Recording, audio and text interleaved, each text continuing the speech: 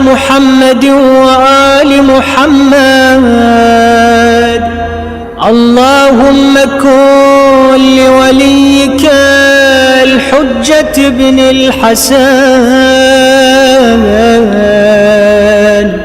صلواتك عليه وعلى آبائه في هذه الساعة وفي كل ساعة وليا وحافظا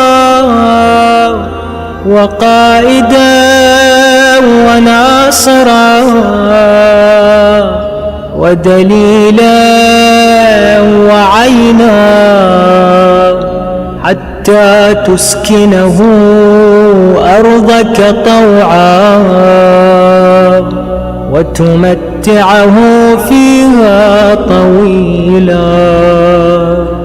يا مدبر الأمور يا باعث من في القبور يا مجري البحور يا ملين الحديد لداود وافعل بي ما أنت أهله برحمتك يا